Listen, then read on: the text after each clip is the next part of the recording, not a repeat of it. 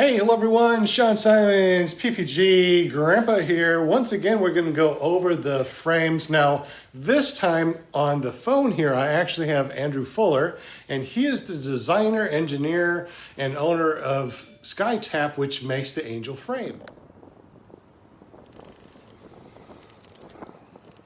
Andrew, welcome to the video, man. Hey, how's it going?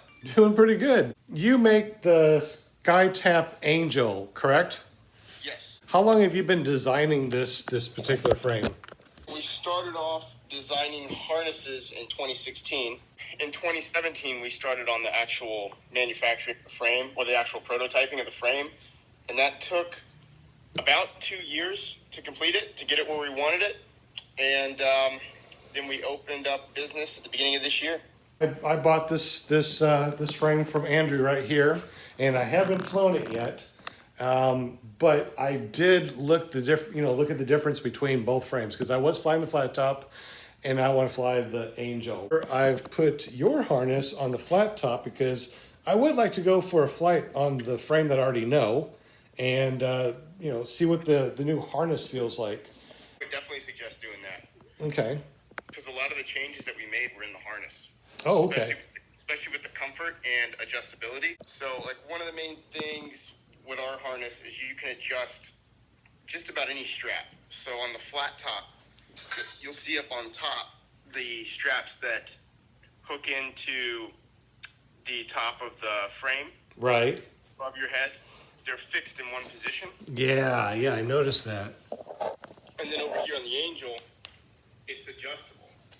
So shorter guys or taller guys like to have the motor up higher on their back or closer to their back. I already put this thing on and sat in it. It felt so comfortable.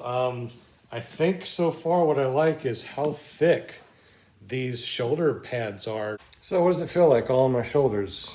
A lot better, nice and padded. Why did you go for a thicker shoulder pad? Of course, that's obvious because this is like paper thin. But why'd you go for a thicker shoulder pad? In the comfort of, or the non-comfort of the flat top harness. Just, you get used to it after a while, but once you go to something more comfortable, it's hard to go back. So when we started prototyping with these sub-air and these dudek harnesses, and then we went back to have a lightweight version harness. Yeah. It was just so hard to fly one that's without that shoulder padding. Not hard, it was just uncomfortable when you stand up. It's, your first impression before you fly or when you're hiking the motor across the field, it makes it a lot better when you have that shoulder pad harness. Another thing we did was if you compare the length of the shoulder straps. Yeah. So here I have them on camera right here side by side. Yeah. You'll actually see that the Angel comes down further. The shoulder pad actually comes down another 3 inches over your shoulders. Gotcha. Because when you stand up with the flat top, the buckles are usually where all the pressure is. Right. And they're right on top of your shoulders, and there's almost no padding. After they round over the top of your shoulders, there's almost no padding. Oh, yeah. Because you run out of material. Where on ours, we bring that down, so you have more padding coming down and around and over your shoulders. Yeah, I noticed that. It looks really awesome. Now, one of the things that Del Shawnzy got on my channel, and he started telling me that I'm a murderous liar because I'm doing a comparison between these two frames. And some of the things that he talks about, other than being completely ridiculous, is that there's no difference between the kidney crunchers or kidney killers that the flat top has, and then of course the flatted ones that you design, so you don't get kidney punched. Now, tell me, has that actually happened to you? The kidney? Oh yeah. Yeah. Yeah. If I have a crash, that's when I get hit. Right. I also I did a sat one time and I spun the sat. Yeah. And got knocked from one side of the weight shift to the other side of the weight shift. Yeah. And it took a year before I figured out where the bruises came from, until somebody else mentioned it. Exactly. So this happens more than just to you. It's happened to many people, and that's why they even call it a kidney crusher, right? Right. I didn't coin that phrase, actually. Right. Ran into a bunch of Flattop pilots when I was doing a job in Washington, D.C., and they were all talking about the kidney crushers, especially on the bigger guys. Right. Smaller guys, not as much, but bigger guys, they're a little more exposed. But here's the two comfort bars side by side, and a couple things we did differently in the comfort bars. So you can see this is the gray one is the Flattop. Right. They have that little squared off, and that's what this sharp corner is the kidney crusher. So what we have, and Del, before he actually saw one of these, or actually it's because I sent him a picture of it, he was telling everybody that we basically, we took his piece and then made it less material, and it was like it was a fail point. But actually what we did, and this is where our extra half a pound of weight comes from, is we reinforced that point. You can see ours is a lot beefier than his. I don't know if you can see my picture. Yeah, it looks a lot beefier. Yeah, that's where our extra weight comes from. And then also it has more forward distance. So, we come forward about 3 inches where he only comes forward about 1 inch. And then we make up that space with right here. This is where his comfort bars attach. And this is a lot longer. So it has to come over to be a straight 90. And ours is a couple inches shorter. Can't really see it that well with the light. Ours is a couple inches shorter, and we make up that space with this. But you can see it's not going to hurt you as bad as something that's coming straight out. So even with a new harness here installed, you can see that if I weight shift, this thing can go right into the kidneys. And then this is what we're talking about here. And when you weight shift, it doesn't have a kidney crusher, puncher, whatever you call those damn things. The reason that the flat tops like that is because the original flat tops didn't have weight shift. Right. They just had bars that came straight out from right here. And, so as they figured out that you could actually get pretty good weight shift out of extending the bars, rather than change up on the main frame and change all the jigs, they just came up with that machined piece. Whereas, we're developed a little bit further down the road, so we already knew about that. We actually don't even sell frames without the weight shift. They all have that weight shift. Do I see a gas can where the gas tank is? Yeah, that's because once you put the harness on, it will fall forward without a motor on it. Oh, okay. So that's just to hold up the frame. Gotcha. Yeah. So a couple other things in our harness for adjustability is you can see the flat top harness is sewn on. Yes. And then like on yours, you see those little clips that we have, which allows you to take the harness off, put the harness back on. Right. Okay, so here's the flat top, and this is actually sewn on to the frame. So if there is damage like this, there's no way of actually changing out this. So I had a second pair, and what I did is I used this harness, his harness, which you can buckle in to a new pair of comfort bars, which works out great if you have a flat top and you don't want to get another frame, and you wanted to replace this and maybe replace your comfort bars because, it fell off a truck. On our Sup Air ones, we use these things called soft links. And that allows you to take it on and off. It also allows you to adjust the height.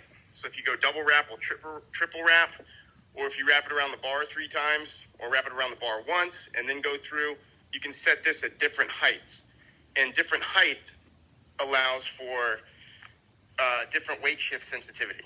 Yeah. Matter of fact, I was just putting this on, and I could adjust it. I'm like, that is so cool, because these are new comfort bars, because the other ones that I had were all crunched, and this thing wrapped around perfectly, and I adjusted the height, and I sat in it, and man, it felt so soft and cushy. I can't wait to take that out for a spin. That's one of the best features on the frame, because you can actually determine the height of the paramotor based on adjusting that seat too. Right. So if you go loose on it, it dampens out the weight shift and it puts the paramotor higher on your back and closer to your back, and it feels even lighter.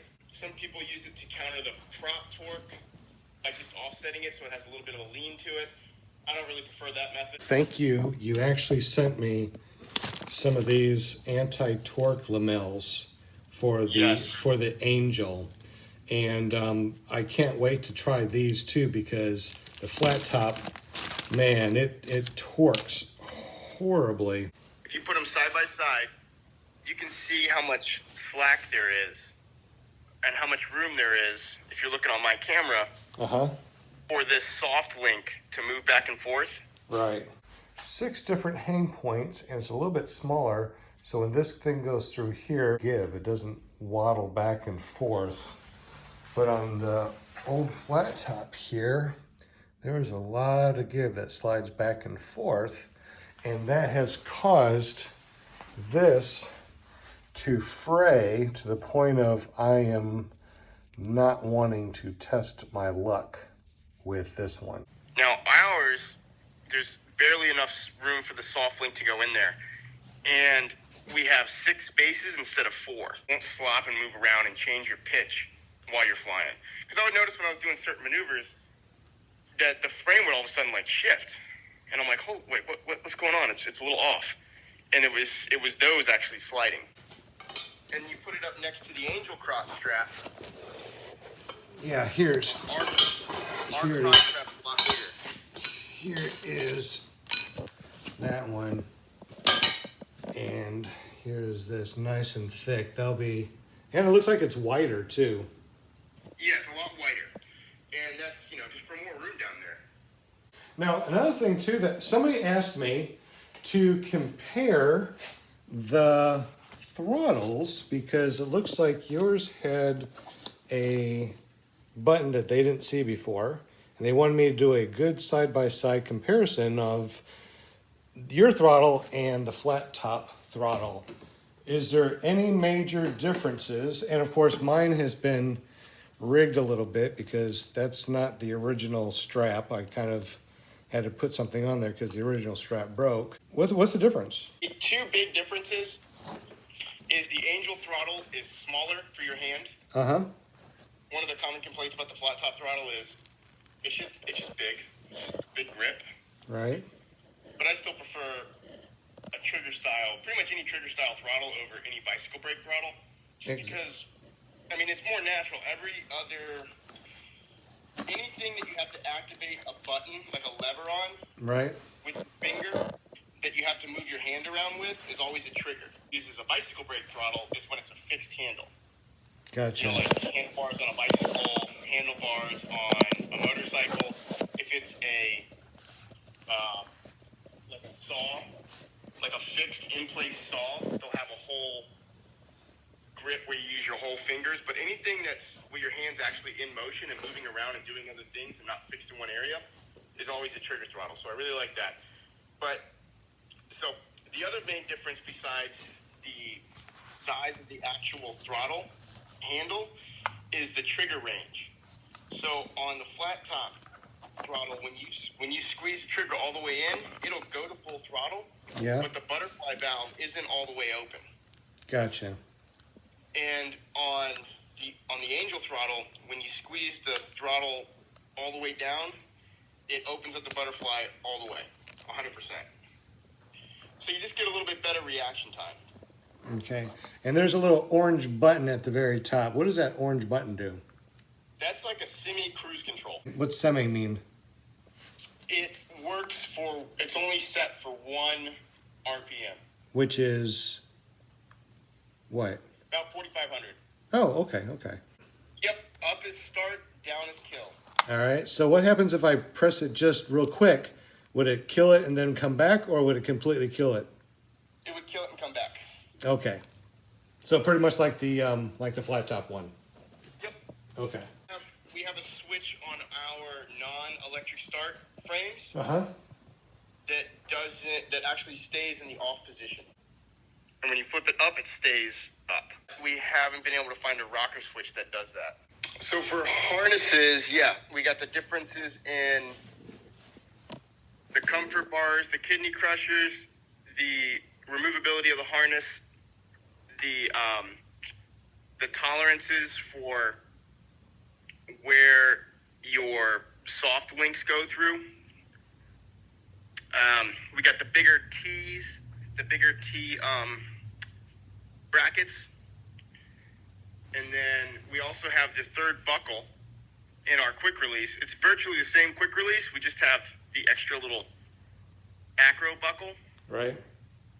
And then we also have a chest strap that we put on up top, and that's also for acro, and it's also to keep the shoulder pads from sliding off. Like if you do kind of a goofy landing and your shoulder straps aren't that tight, you can slide out. It doesn't slide out, it just kind of falls off to where it's not on the top of your shoulders, it's on the side of your shoulders. But when I was first experimenting with the speed bar system, I was hooking up pulleys all over this flat top, Right. trying to get it to work, trying to figure out how to do it. And you can see there's actually marks right here, and this is from me experimenting with the speed system. Because on the flat top harness, it's down here, the pulleys, and they don't work down here. It pushes the whole seat out. When you try and do speed bar, it pushes the whole seat. So where you need them to be is here. So flat top never figured that out. They just gave up. Gotcha. So you need the pulley here, and then you need the pulley on here. Another thing Del likes to go nuts about is he acts like we have some sort of uncertified, like, hang point. Now, what is this certified hook and point thing that I've been hearing all about? He made it up. What's that? He made it up. So There's no such thing as a paramotor certification. So there's It's one of his catchphrases from back in the day. So back in the day, a lot of people used to do high hang point, which is not good because it's a lot easier to riser twist. You can't feel what the glider's doing as much. And when you go high hang point, it's not certified because they're too close together. So the certification comes from, you have to have the width of the comfort bars within the width of where they test gliders. As you can see, they're the same. It's just a catch thing that he came up with a long time ago. It kind of stuck. Del's whole game is he likes to create an authority, and he says that he's the authority and that he's the only person qualified to make any decisions or judgments. And then he just says, okay, well, I'm in charge of this organization, which I created. I determine everything, and nobody else is good enough to teach or have an opinion or pretty much do anything. I'm pretty surprised how hard he's coming after me and how hard he's coming after my customers, because the frames, like, for strength, they're very similar. The Angel's stronger just because arches are stronger than flats, you know? right. But all the material is the same. We heat treat everything the same. There's a little bit of difference in the harness height, which is adjustable, but our comfort bars are slightly higher. And we do that it makes the weight shift where you don't, like in the flat top, if you weight shift to one side, you can get kind of stuck in that side because everything's so shallow in the weight shift, where it's kind of like, it's like balancing a marble on a box. So sometimes you have to reach out with your arm and pull yourself over. Pull yourself out of weight shift. On the Angel, it's your center point, it's balanced in the middle. So it's like putting a marble on like a half moon, you know? Gotcha. Where when you stop weight shifting in the Angel, you reset and go back to center. When you stop weight shifting in the flat top, you have to actively weight shift out of it. Gotcha. And you can do that with the Angel. If you raise up the harness high enough, it'll be exactly like the flat top. But that's just the sensitivity, not the authority. So you can have the same weight shift authority without the sensitivity, which is what I like, especially when I'm doing maneuvers. Angel is considered extremely safe for beginners. So is it just for beginners, or can you move up to intermediate and advance with it? It's safe for everybody. Usually the people that actually have the accidents, or the people that actually get hurt, or the beginners will have accidents and they'll break gear, but they usually don't get hurt. It's the intermediate pilots that are getting injured.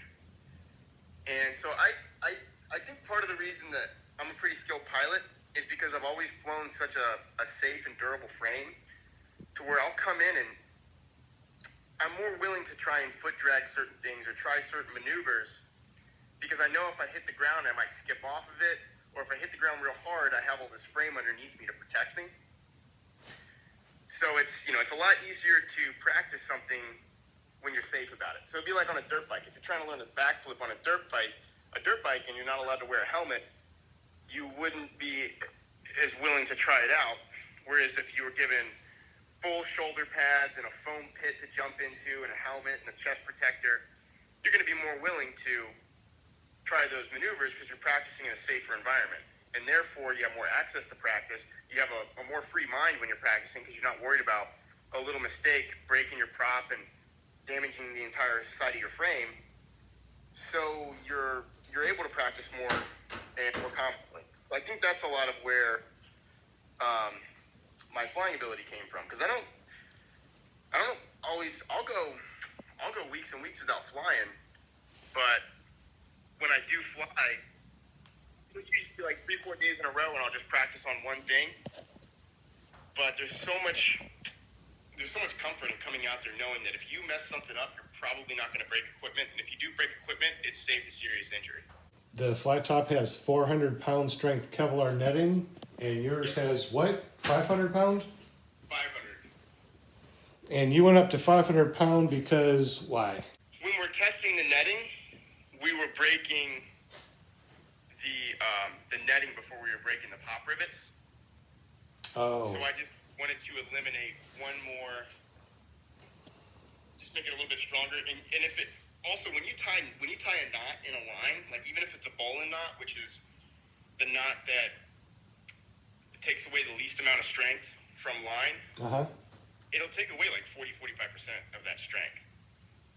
Gotcha. So if it's 400 and then you tie a knot, now it's only like 240, 250. Whereas if it's 500 and you tie a knot, it's still 300. Gotcha. Seems really safe to me. Yeah. It's that wasn't. I would not say for 1 second the flat top netting is not good enough or it needs to be stronger or anything like that. This is just something that we did with our frame, and we wanted to do it that way just to be a little bit safer. It actually doesn't. We found some real good Kevlar. It doesn't add any weight. So. Oh, that reminds me also. What is the actual weight of the frame? Do you know that offhand? Yep, it's 56 pounds. 56 pounds. Just the frame? No, with the harness. And the motor? Frame, harness, motor, everything. Okay, what is just the frame itself? I want to say it's like 19 pounds. I'm not sure without the harness. Because it seemed like it was really, really light. I guess. I think with the harness on, it's like 19 pounds. Okay, we'll do a comparison. When I take off the motor and harnesses, I'll weigh both the frames and we'll figure out what that is. Okay. That'll be pretty interesting. Now, here's something that somebody actually contacted me and said that they never knew this before. But I said in my last video that whoever makes the frame comes up with the name of the paramotor. So you have an Angel frame, you call it an Angel, you put on whatever harness that you want to and whatever motor you want to, and it's still the Angel frame. Just like the Flattop, they can put on whatever harness they want and whatever motor they want, but it's still called a Flattop, correct? Yep. So when somebody says, hey, what's better, a Flattop or Angel or Scout, that's just a frame. I think they're actually just talking about the frame when they say that. Okay. As a newbie, I thought it was a whole thing altogether. I thought a Scout meant it's a Scout because it has a Scout frame, a Scout motor, and a Scout harness. But that's not true. No, yeah, pretty much everybody uses the Vitarasi these days. Okay. So, yeah, a lot of things another thing people do is they call everything a motor. Right. I think you're like, hey man, hey, can I get a motor off you? And you know, how much? You're like, oh, $3,500. And they're like, for a whole motor? And I'm like, what, you mean, yeah, the whole motor, but not a frame. No, no. I think that's the difference between like normal pilots and then manufacturers and distributors. Distributors are more detailed in it because they're selling individual items as well. Whereas for students, it's it's a motor. Why is a frame so expensive when there's really not much to it? Man, it depends on the frame. I would say with the majority of frames on the market, there is absolutely no reason that the Paramotor should cost more than the engine. So if you look over in like, let's take a good example. If you look over in Russia and you look at the SkyMax frame and what they pay for the SkyMax frame in Russia, it's like 3,400 euros. Now they get engines over there for cheaper than we do, but they don't make near as much money over there in Russia as we do over here in the States, and they have a lot more taxes and all that stuff. So they can only charge like $1,000 for a frame, and a lot of other frames, their manufacturing process is a lot more simple. Now, okay, so there's a lot of, here's what goes into making frames more expensive. Most frames, they have this black part, that we call it the chassis, like the main part of the frame, like, on this flat top, it's this piece right here. Right. Without the cage and without the netting. Now, most people, they weld those up, and that's it. And that's the most expensive part for them to do. It's one piece they weld up, and then when they make the outside hoops, it's just a rolled piece of aluminum or titanium, right? Mm-hmm. And then they have like carbon fiber spokes that come out to the hoop. And then they stretch like fish netting over the top of all of that, which is very cheap. You're talking about just cutting up some pieces of aluminum or titanium or carbon and then just putting them in certs and attaching them to a hoop. There's no welding or anything like that. There's no jigs for it. So the reason why ours is the same price, we just make a lot less money. And the reason is everything you see here that's black is heat treated afterwards, including the comfort bars. So like our comfort bars, all these pieces right here are CNC bent and laser cut out. And instead of just having one machined swing arm, and then we have to take it and we have to have it heat treated to T4. And when they quench it coming out of T4, it can move a little bit. So then you have to straighten it back out, and then you age it to T6. Because whenever you make a weld, if this is T6 aluminum, within 8 inches of the weld, the metal is disrupted and it's no longer T6. So you have to heat treat it to get it back to its original properties. Interesting. So that's just the main frame. So the additional cost of ours in our mainframe part is, one, it's a little bulkier. We have more pieces that are laser cut and machined out. Like our comfort bar is a lot more expensive than just putting a sheet of aluminum on a mill and letting it, mill out some swing arms. We have to fit everything and heat treat and all that. But then the outside cage pieces, if we just did this part and we did the outside like everybody else, we could probably sell the frame for at least $1,000 cheaper, at least.